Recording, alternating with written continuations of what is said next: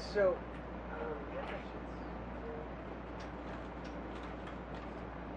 so we're just going to start out with some basic questions.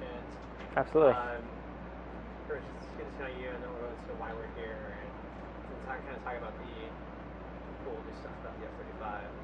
So Sounds good.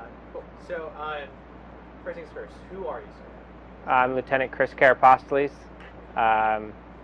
from Pax River. I'm a test pilot at Pax River. I'm originally a Legacy Hornet guy, flying F-18 Charlie.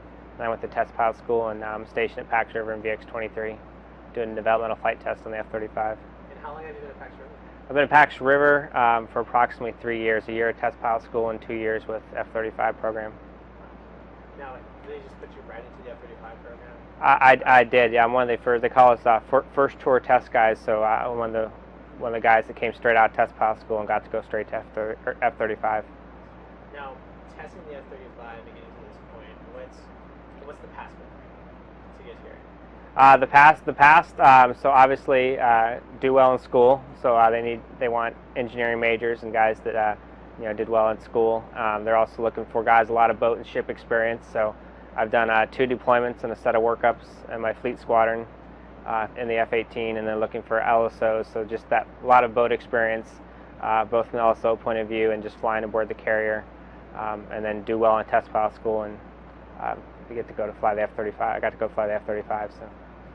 Now, why is the F-35 here today? Like, at what point of its test cycle are we at right now? So we're still in definitely the early phase of the F-35's test program. We're still expanding the envelope, so we're slowly expanding the capability of it being able to operate on and off the aircraft carrier.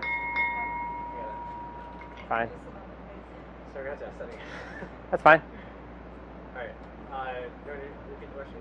Or? Yes, please. Okay. So, where is the F-35 at, at this point of its testing process right now? So we're finishing up. We're getting towards the end of SDD, system development and demonstration. So the early phase of testing, we're proving the capability aboard the aircraft carrier and just expanding the envelope of being able to launch and recover aboard the aircraft carrier and just operate in the carrier environment. So you talked earlier about landing on the aircraft carrier with F-35. Can you elaborate a little bit more about the difference between the 18s and the 35s when it comes to especially the landing? Oh, absolutely. So obviously the F-35 is shaped different geometry and different geometry constraints. One of the biggest things that makes the F-35 so nice to land aboard the aircraft carrier are the flight controls. We have integrated direct lift control. So what that means is we move the control surfaces a lot more, and by doing so we take a lot of the workload away from the pilot and therefore put it on the jet and are able to land a lot more consistently aboard the aircraft carrier with it. So it's a lot easier. It's a lot easier. It reduces pilot workload significantly compared to legacy platforms. Cool. And DT2, what's the main purpose of DT2? So the main thing we're looking to do out here, the big ticket items, obviously we're continuing to expand the envelope, the different wind sails, so the recovery headwinds we're using, crosswind components for both catapult launches and recoveries. Big thing here is max power shots, so all the afterburner launches, we did a couple of those this morning. Look to do some JPALS work out here, the new Joint Precision Approach Landing System, and as well as night. There'll be some night flying that's going to take place here in a few days. So those are the big ticket items. So the entire phase, there should be 3 DT events, and this is the second of the 3 events that we're on right now. Now, being kind of at the forefront of naval aviation, what's that like tip this year? It's really, really neat. I mean, you look at I look at the Hornet and you read all lessons learned and you read the manual on it and all these things, all the notes, warnings, and cautions are stuff that were discovered and written by the early test pilots that they gave us, and so that's kind of cool to be at that phase in a platform's history where we get to write the book on it essentially and how to operate around the carrier and the do's and don'ts that all the future naval aviators are going to read and adhere to and expand upon, kind of teach writing how to operate this aircraft around the boat. So now, as a test pilot, doing that type of what not to do and everything is an extremely how dangerous is it? I would say it's probably not as dangerous as you would think or as the stigma allows. We have a very if you haven't noticed too, the real muscle behind it out here, all the engineers that you see walking around the ship. We have a lot of very talented individuals, engineering-wise, that put a lot of time and rigor into calculating and looking at and then doing analysis on all the test points we're going after. So nothing we've done on the ship hasn't been gone through in the simulator. Done with a lot of engineering rigor and analysis gone into it. We've also done it at the field. We have a full catapult and recovery facility up in Pax River.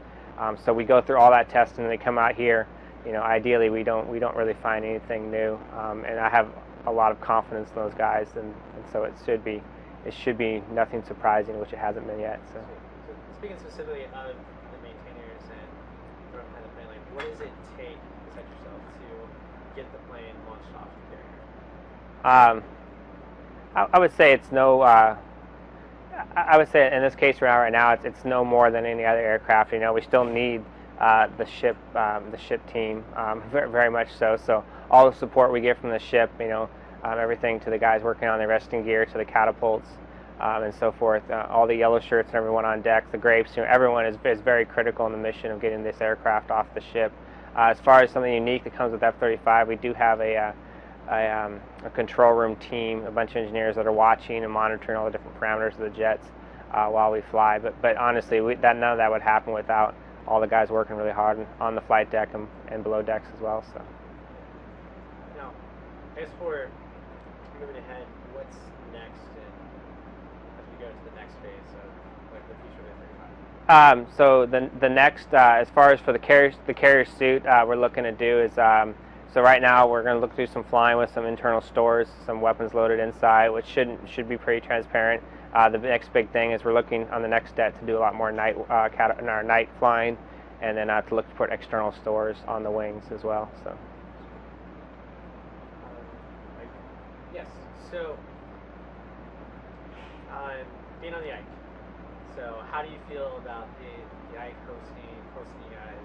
Oh, the Ike has been a great host. This is a great ship, and it's really they've been more than welcoming, very accommodating to some of the unique aspects of tests. We're not the air wing. We do things a little bit different, sometimes a little weird to most people. But they have been more than accommodating, and they've been helped us out in every turn. Everything from the chow to on deck to taxi, to flight ops. It's been great to be on this ship. So. And speaking of this ship in particular, which is one of the oldest in the fleet, at least the oldest on this coast, and having the F-35 on the oldest ship, what do you think about that? Oh, I think that's perfect. One of the older ships in the Navy with the newest aircraft. It doesn't get much better than that. And I think that age and side number has nothing to do with it. This ship is obviously very well maintained, has a rock star crew, and it shows throughout the ship. So I think age or the hull number has nothing to do with it. So. All right, and is there anything else you want to add to the program? I'd say that the biggest thing F-35 is the future. It's an awesome airplane. You start seeing more and more flight decks around here, and I think I'm really excited to be a part of it, and I'm excited to let all my buddies start flying it more and get more involved and get the maintainers involved too. So let the fleet start putting their handprints on it and shape it. So it's really been a neat experience.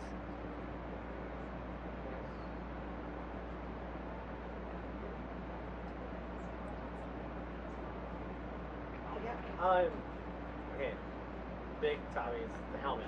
Yeah. So it's awesome, but yeah. But why is it so great? Well, the helmet. I think the neatest thing about the helmet is just how much information is available, presented in front of you through the helmet. So in all the aircraft, where you'd have to look down, go heads down, if you will. But the fact that you're able to look out through the canopy, maintain situational awareness to the carrier, to the aircraft and the pattern, but still have all the information you need provided to you through that display is really neat. And then the fact that you can turn your head and see and still see the information is really cool as well. So yeah, the helmet, it doesn't have a HUD like a legacy aircraft. All the information's presented us through the helmet, and it's just amazing, like I said, how much information is available there. Now, how much does that add to the tactical advantage? Sorry. How much of that adds to the tactical advantage? Oh, I'm working as a developmental tester, doing air vehicle stuff. So I haven't never actually flown this aircraft in a tactical situation, but I can't really comment on that. right. That's pretty much it. Oh, thank you very much. I appreciate it. Thank you, sir. Absolutely.